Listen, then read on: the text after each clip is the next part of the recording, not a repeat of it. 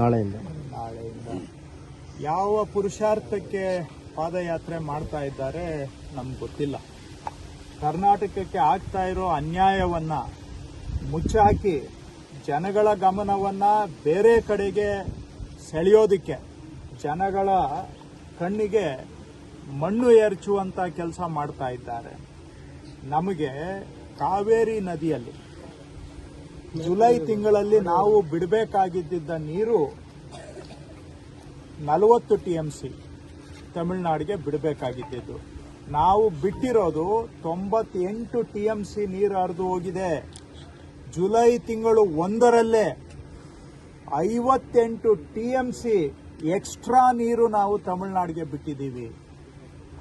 ಒಂದೇ ತಿಂಗಳಲ್ಲಿ 58 TMC ನೀರು ಹೋಗಿದೆ. ಹೋದ ವರ್ಷ ಇದೇ ಟೈಮಲ್ಲಿ ನಾವು ಒಂದೊಂದು ಹನಿ ನೀರಿಗೂ ಕೂಡ ಹಾಹಾಕಾರ. ಒಂದು ತಿಂಗಳ ಹಿಂದೆವರೆಗೆ ನಮಗೆ ಕುಡಿಯೋದಕ್ಕೆ ನೀರಿರಲಿಲ್ಲ. ಇವತ್ತು 58 TMC ಬರೀ ಒಂದು ತಿಂಗಳು ಜುಲೈನಲ್ಲಿ ಎಕ್ಸ್ಟ್ರಾ ಬಿಟ್ಟಿದ್ದೇವೆ. ನಾವು ಕೈ ಮುಗಿದು ಕೇಳ್ಕೊತಾ ಇದ್ದೇವೆ ಕೇಂದ್ರ ಸರ್ಕಾರಕ್ಕೆ, ಮೇಕೆದಾಟು ಯೋಜನೆ ಮಾಡೋದಕ್ಕೆ ನಮಗೆ ಅವಕಾಶ ಕೊಡಿ ಅಂತ. ಆ ಮೇಕೆದಾಟು ಯೋಜನೆ ಆದ್ರೆ ಇಂಥ ಕಾಲದಲ್ಲಿ ಎಕ್ಸ್ಟ್ರಾ ನೀರನ್ನ ಹಿಡಿದಿಟ್ಕೋಬಹುದು. ತಮಿಳುನಾಡಿನ ನೀರಲ್ಲ, ಎಕ್ಸ್ಟ್ರಾ ಇವತ್ತು ಹೋಗಿ ಸಮುದ್ರಕ್ಕೆ ಸೇರ್ಕೋತಾ ಇದೆ. ಯಾರು ನಿಮ್ಮ ಹೊಟ್ಟೆ ತುಂಬಿದ್ಯಾ, ನನ್ನ ಹೊಟ್ಟೆ ತುಂಬಿದ್ಯಾ? ಹೋಗಿ ಸಮುದ್ರಕ್ಕೆ ಬೀಳ್ತಾ ಇದೆ ನೀರು. ಇವತ್ತು ಮಾನ್ಯ ಕುಮಾರಸ್ವಾಮಿ ಅವರು ಕೇಂದ್ರದಲ್ಲಿ ಮಂತ್ರಿ ಆಗಿದ್ದಾರೆ. ಈ ಭಾಗದಿಂದ ಜನ ಅವ್ರಿಗೆ ಓಟ್ ಹಾಕಿ ಗೆಲ್ಸಿ ಕಳಿಸಿದ್ದಾರೆ. ಅವ್ರಿಗೆ ಏನಾದ್ರೂ ಕಾಳಜಿ ಇದ್ದಿದ್ರೆ ನಮ್ಮ ಮೇಕೆದಾಟು ಯೋಜನೆಗೆ ಅನುಮತಿ ಕೊಡಿಸಬೇಕಾಗಿತ್ತು. ಮೇಕೆದಾಟು ವಿಷಯದಲ್ಲಿ ಕರ್ನಾಟಕಕ್ಕೆ ಅನ್ಯಾಯ ಕೇಂದ್ರ ಸರ್ಕಾರ ಮಾಡ್ತಾ ಇದೆ. ಆ ಅನ್ಯಾಯ ಮುಚ್ಚಾಕೊಳ್ಳೋಕ್ಕೋಸ್ಕರ ಇವತ್ತು ಪಾದಯಾತ್ರೆ ಮಾಡ್ತಾ ಇದ್ದಾರೆ. ಅಲ್ಲಿ ಪ್ರಹ್ಲಾದ್ ಜೋಶಿ ಅವರು ಮಂತ್ರಿಗಳಾಗಿದ್ದಾರೆ. ಕಳಸಾ ಬಂಡೂರಿ ಯೋಜನೆ ಕರ್ನಾಟಕದ ರೈತರಿಗಾಗಿ 30 ವರ್ಷದಿಂದ ಹೋರಾಟ ಮಾಡಿದ್ದಾರೆ. ಇವ್ರ ಯೋಗ್ಯತೆಗೆ ಒಂದು ಕಳಸಾ ಬಂಡೂರಿ ಯೋಜನೆಗೆ 11 ವರ್ಷದಿಂದ ಒಂದು ಅನುಮತಿ ಕೊಡ್ಸಕ್ಕಾಗಿಲ್ಲ ಇವರಿಗೆ, ಬಿಜೆಪಿ ಅವರಿಗೆ. ಯಾವ ಪುರುಷಾರ್ಥಕ್ಕೆ ಇವತ್ತು ಪಾದಯಾತ್ರೆ ಮಾಡ್ತಾ ಇದ್ದೀರಾ? ಕರ್ನಾಟಕಕ್ಕೆ ಚೆಂಬು ಕೊಟ್ಟು ಸಾಲದಕ್ಕೆ ಈಗ ನಮ್ಮ ಕಿವಿಯಲ್ಲಿ ಹೂವು ಇಡೋದಕ್ಕೆ ಪಾದಯಾತ್ರೆ ಮಾಡ್ತಾ ಇದ್ದೀರಾ. ಅಪರ್ ಭದ್ರಾ ಯೋಜನೆಗೆ 5,300 ಕೋಟಿ ಘೋಷಣೆ ಮಾಡಿ ಬರಪೀಡಿತ ಜಿಲ್ಲೆಗಳಿಗೆ ಕುಡಿಯೋ ನೀರು ಕೊಡೋದಕ್ಕೆ 1 ನಯಾ ಪೈಸಾ ಕೊಟ್ಟಿಲ್ಲ. ಆ ಅನ್ಯಾಯ ಮುಚ್ಚಾಕೋದಕ್ಕೋಸ್ಕರ ಪಾದಯಾತ್ರೆ ಮಾಡ್ತಾ ಇದ್ದೀರಾ. ಕರ್ನಾಟಕಕ್ಕೆ ಕೇಂದ್ರದಿಂದ ಆಗ್ತಾ ಇರೋ ಅನ್ಯಾಯಗಳ ವಿರುದ್ಧ ಮಾತಾಡಿ ಏನಾದ್ರೂ ನ್ಯಾಯ ಕೊಡಿಸಬೇಕು ಅನ್ನೋದನ್ನ ಬಿಟ್ಟುಬಿಟ್ಟು ಇವರು ಅಲ್ಲಿ ಹೋಗಿ ಕೂತ್ಕೊಂಡಿರೋದು, ಮಂತ್ರಿಗಳಾಗಿರೋದು, ಅದು ಮಾನ್ಯ ಕುಮಾರಸ್ವಾಮಿ ಅವರು ಇರ್ಬೋದು, ಪ್ರಹ್ಲಾದ್ ಜೋಶಿ ಅವರು ಇರ್ಬೋದು, ಏನಕ್ಕೆ ಅಲ್ಲಿ ಹೋಗಿರೋದು? ಕರ್ನಾಟಕಕ್ಕೆ ಏನಾದ್ರೂ ನ್ಯಾಯ ಕೊಡಿಸೋದಕ್ಕೆ ಜನ ಇವ್ರನ್ನ ಅಲ್ಲಿ ಕಳಿಸಿದಾರ, ಅಥವಾ ಇವರ ದ್ವೇಷ ಸಾಧನೆ ಮಾಡೋದಕ್ಕೆ ಅಲ್ಲಿ ಕಳಿಸಿದಾರ?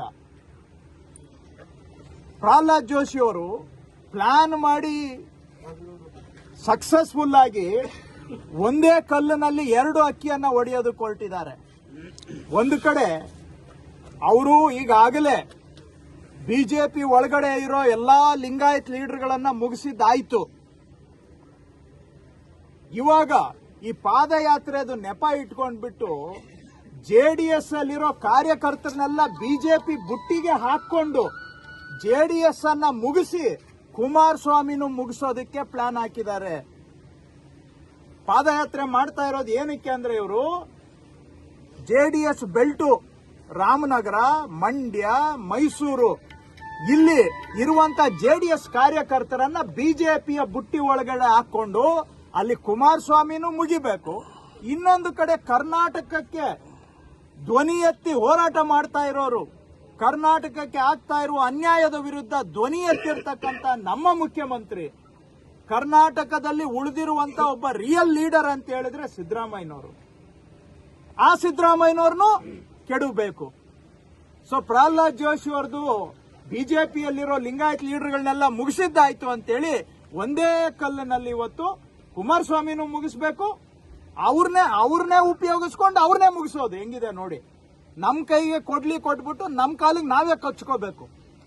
ಈ ಪ್ಲಾನ್ ಒಂದ್ ಕಡೆ ಜೆಡಿಎಸ್ನು ಮುಗಿಸ್ಬೇಕು, ಕುಮಾರಸ್ವಾಮಿನೂ ಮುಗಿಸ್ಬೇಕು, ಇನ್ನೊಂದ್ ಕಡೆ ಸಿದ್ದರಾಮಯ್ಯನವ್ರನ್ನು ಕೂಡ ಅಲ್ಲಾಡಿಸ್ಬೇಕು. ಯಾಕಂದ್ರೆ